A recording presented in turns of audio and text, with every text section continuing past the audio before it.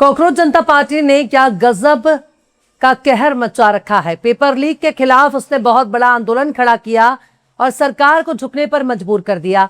शिक्षा मंत्री को इस्तीफा देना पड़ा, लेकिन बदले में छात्रों के खिलाफ अलग अलग राज्यों में कार्रवाई हो रही है। उनको गिरफ्तार किया जा रहा है, उनको उनके घर से उठाया जा रहा है। तो वहीं मध्य प्रदेश में भी किसानों ने मोर्चा खोल दिया है। यानी देश में न छात्र खुश है न किसान। बेरोजगार अपनी डिग्री लेकर सड़क पर घूम रहा है, तो वहीं लाठी भांजने वाली पुलिस खुद को पीड़ित बताने पर तुली है। उत्तर प्रदेश, बिहार, बंगाल, यहां तक कि कई राज्यों में प्रदर्शन में शामिल छात्रों के खिलाफ कार्रवाई हो रही है। अब जब शर्तों के साथ कॉकरोच जनता पार्टी ने अपना आंदोलन वापस ले लिया है, तो फिर उन शर्तों को पूरा करने से सरकार नजरें चुरा रही है। लेकिन अब कॉकरोच जनता पार्टी ने फिर से आंदोलन करने की चेतावनी दे दी है। सलाम, नमस्ते, सत श्री अकाल। मैं हूं आपके साथ हर्षिता मिश्रा और आप देख रहे हैं टाइम्स मेल।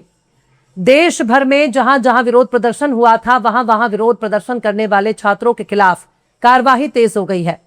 कहां तो वादा किया गया था कि सारे केस वापस ले जाएंगे, पर मुकदमे वापस लेने की बारी आई तो उल्टा छात्रों के खिलाफ एक्शन लिया जा रहा है।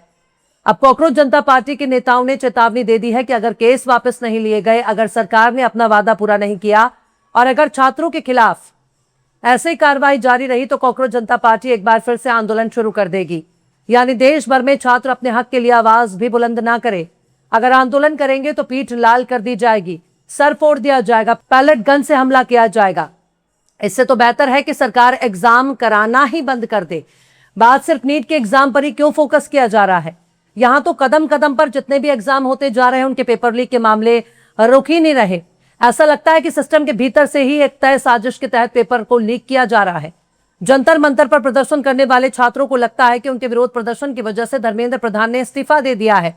लेकिन धर्मेंद्र प्रधान अपने इस्तीफे में देश विरोधी, राष्ट्र विरोधी ताकतों को रोकने के नाम पर इस्तीफा देने की बात कर रहे हैं। यानी जो छात्र विरोध प्रदर्शन कर रहे हैं, उनकी नजर में वो राष्ट्र विरोधी हैं, देशद्रोही हैं, देश को नुकसान पहुंचाने वाले लोग हैं। पर ये तो कुछ भी नहीं। पुलिस की लाठी खाने वाले छात्र, आवाज बुलंद करने वाले भी छात्र, सर फुड़वाने वाले भी छात्र, पैलेट गन से जख्मी होने वाले भी छात्र, अपनी जिंदगी को दांव पर लगाने वाले भी छात्र। तो फिर कौन किस पर जुल्म कर रहा है, यह भी स्पष्ट होना चाहिए। भाजपा के नेताओं की तरफ से चुन चुनकर ऐसे ऐसे बयान दिए जा रहे हैं जिससे नहीं लगता कि सरकार ने विरोध प्रदर्शनों से कोई सबक सीखा है।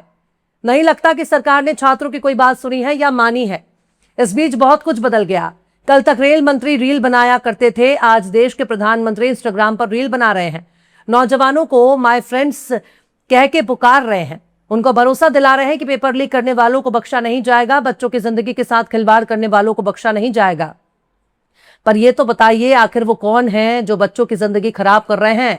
क्या पेपर लीक करने में सत्ता और सिस्टम का कोई हाथ नहीं है? अगर नहीं है तो फिर मोदी जी को बताना चाहिए कि बच्चों की जिंदगी खराब करने वाले कौन हैं। और अब तो आंदोलन खत्म हो गया है, तो फिर देश भर में बवाल क्यों हो रहा है? कॉकरोच जनता पार्टी का समर्थन करने वाले जितने भी छात्र जंतर मंतर पर आए हुए थे, अब उनकी मौजूदगी पर सवाल खड़ा किया जा रहा है, उनके आने पर सवाल खड़ा किया जा रहा है। भाजपा के नेताओं के जरिए उन्हें अलग अलग शर्मनाक शब्दों से नवाजा जा रहा है।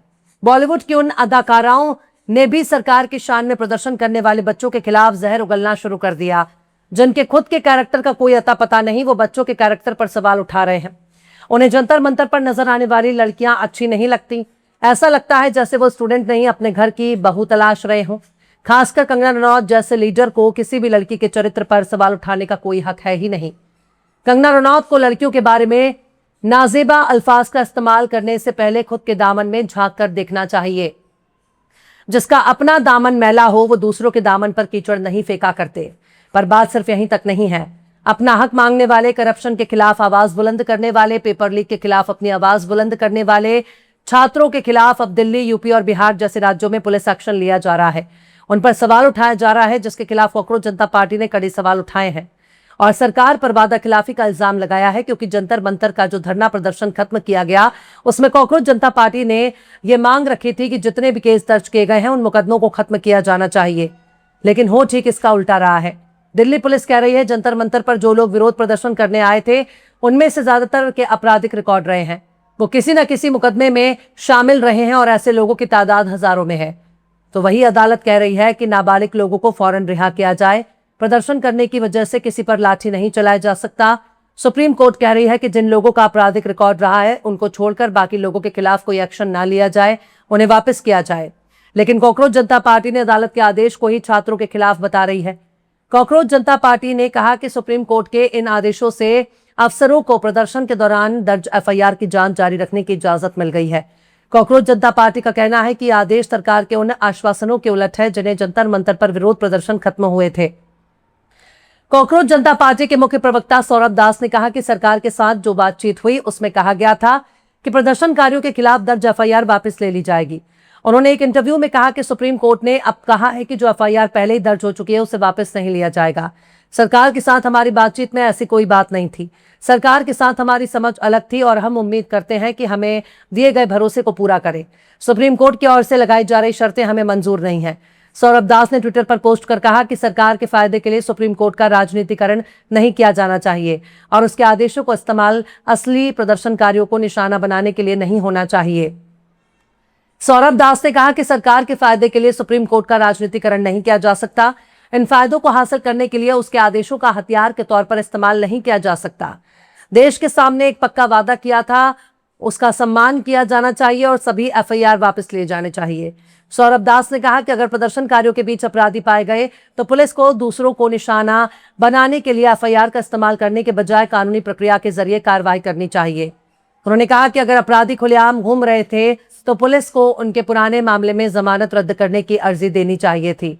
उन्हें यह भी बताना चाहिए कि वो समाज में इतनी आजादी से कैसे घूम रहे थे, लेकिन सरकार इस बहाने का इस्तेमाल एफआईआर दर्ज करने के लिए नहीं कर सकती ताकि बाद में असली प्रदर्शनकारियों को निशाना बनाया जा सके। सौरभ दास ने कहा कि नौजवान ऐसी कार्रवाई को कबूल नहीं करेंगे और जनता पार्टी आंदोलन में शामिल होने वाले प्रदर्शनकारियों का समर्थन करना जारी रखेगी। उन्होंने कहा कि सुप्रीम कोर्ट के आदेश को कॉकरोच जनता पार्टी की मांगों के अलावा देखा जाना चाहिए। उन्होंने सरकार से प्रदर्शनकारियों के लिए किए गए वादों को पूरा करने के लिए कहा। मतलब जिन जिन छात्रों ने विरोध प्रदर्शन किया अब उनको धीरे धीरे निशाना बनाया जा रहा है, पर यह निशाना बनाए जाने का काम यूं ही नहीं हो रहा। वहां खाना बांटने वाले जुनैद को परेशान किया गया, उनके घर वालों और रिश्तेदारों को पुलिस के जरिए परेशान करने का इल्जाम लगाया जा रहा है।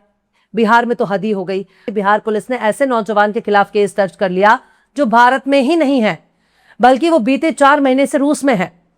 अगर ये घटना सच है तब और भी गंभीर सवाल खड़े होते हैं। कहीं ऐसा तो नहीं है कि स्कूल कॉलेज से पढ़कर पास आउट होने वाले नौजवानों का डेटा लिस्ट निकालकर पुलिस अपने मन से किसी के खिलाफ भी कार्रवाई कर रही है। खैर, इस मामले में सरकार को बड़ा दिल दिखाना चाहिए। बच्चों के खिलाफ तमाम मुकदमों को वापस लेकर सरकार बड़ा दिल दिखा सकती है। फिलहाल इस खबर में बस इतना ही। यह एपिसोड आपको कैसा लगा कमेंट बॉक्स में आप जरूर से बताइए। पसंद आए तो लाइक करें, शेयर करें और बेबाक निष्पक्ष स्वतंत्र पत्रकारिता को सपोर्ट करने के लिए हमारे चैनल टाइम्स मेल को जरूर से सब्सक्राइब करें और बेल आइकन की घंटी वाली बटन आप जरूर से दबा दें ताकि आपको हमारे आने वाले नए वीडियो की नोटिफिकेशन फौरन ही मिल जाए। फिर मिलता है किसी और वीडियो में एक नई खबर के साथ। हर्षिता मिश्रा को दीजिए इजाजत। जय हिंद। अगर अभी तक आपने हमारे चैनल टाइम्स मेल को सब्सक्राइब नहीं किया है तो जल्दी से सब्सक्राइब कर दें और बेल आइकन भी प्रेस कर दें।